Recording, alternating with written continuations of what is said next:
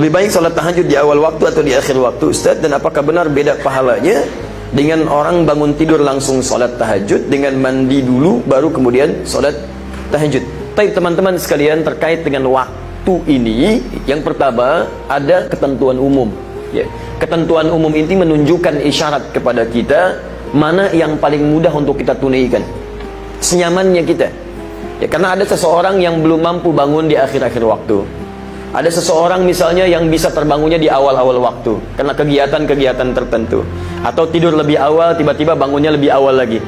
Ya, ada orang kebiasaan kalau bangun di akhir waktu tiba-tiba suka tidur lagi, kemudian bablas salat subuhnya misalnya kan.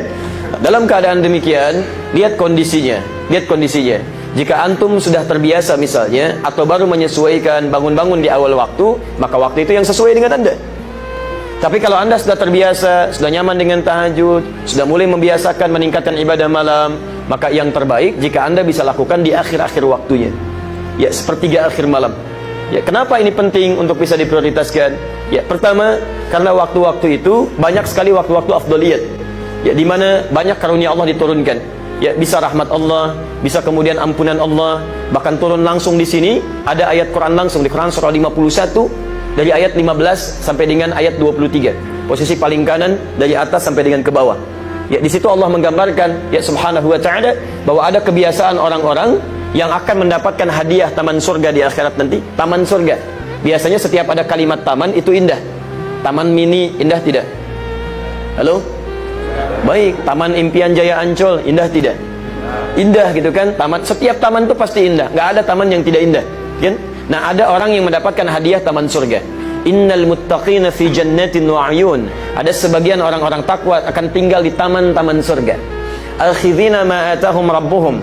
Bahkan saking indahnya taman ini, mereka akan mendapatkan jawaban-jawaban karunia, rezeki-rezeki di taman surga ini langsung dari Allah Subhanahu wa taala, tanpa perantara. Ya, innahum kanu qabla dzalika muhsinin. Siapa mereka ini? Mereka ini saat di dunia orang-orang yang ihsan. Apa amalan orang ihsan ini? Kanu qalila minal laili ma yahja'un. Mereka ini sedikit tidurnya, banyak menghidupkan malam. Kemudian ayat 18-nya, wabil asharihum yastaghfirun.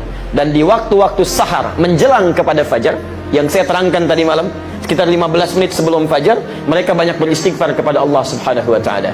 Silakan perhatikan, ketika Allah menggabungkan antara waktu tahajud dengan waktu istighfar, digabungkannya menjelang kepada fajar. Silakan perhatikan. Pertama menyebutkan tahajud.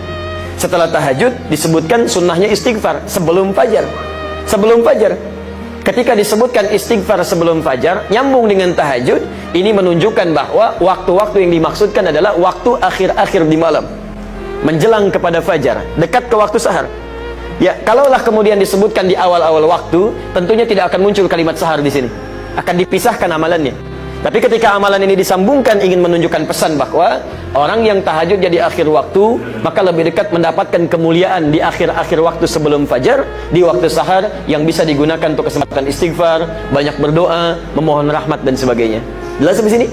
Baik, jadi dari sini kalau Anda bisa tunaikan di akhir-akhir waktu sepertiga malam, itu lebih baik karena bisa langsung disambung kepada istighfar di waktu sahar, dan bisa langsung kemudian menunaikan waktu subuh karena lebih dekat ke waktunya.